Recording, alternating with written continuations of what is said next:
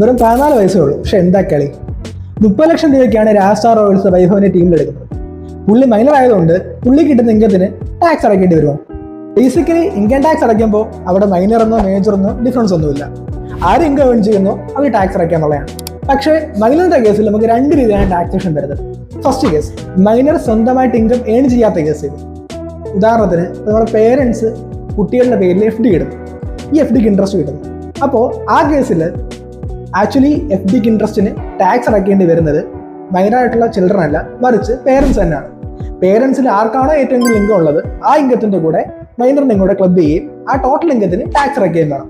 ഈ കേസിൽ income tax ഒരു കുട്ടിക്ക് 1500 രൂപ നിരക്കിൽ ഡിഡക്ഷൻസ് പ്രൊവൈഡ് ചെയ്യാറുണ്ട്. സെക്കൻഡ് കേസ്, മൈനർ സ്വന്തം നിലയ്ക്ക് ഇൻകം ഏൺ ചെയ്യുന്നു, അതായത് സ്വന്തം സ്കില്ല് ഉപയോഗിച്ചുകൊണ്ട് ഇൻകം ഏൺ ചെയ്യുന്നു. ഇവിടെ വൈഭവിന്റെ കേസിൽ പുള്ളി സ്വന്തം നിലയ്ക്കാണ് ഇൻകം ഏൺ ചെയ്യുന്നത്. ആ കേസുകളിൽ ടാക്സ് അടയ്ക്കുന്നത് മൈനർ തന്നെയാണ്. അതായത് നോർമൽ സ്ലാബ് കാര്യങ്ങളും എല്ലാം തന്നെ അവിടെ ആപ്ലിക്കബിൾ ആണ്. എന്നിരുന്നാലും ഇവർ മൈനേഴ്സ് ആയതുകൊണ്ട് തന്നെ ഇവരുടെ ടാക്സ് ലയബിലിറ്റി എല്ലാം കൃത്യമായിട്ട് പേ ചെയ്യുന്ന ഉറപ്പ് വരുത്തേണ്ടത് ഇവരുടെ പേരൻസ് ആണ്. അതുകൊണ്ട് മൈനർ ആയാലും മേജർ ആയാലും ഇൻകം ഏൺ ചെയ്യുന്നുണ്ടെങ്കിൽ കൃത്യമായിട്ട് ടാക്സ് അടയ്ക്കേണ്ടി വരും.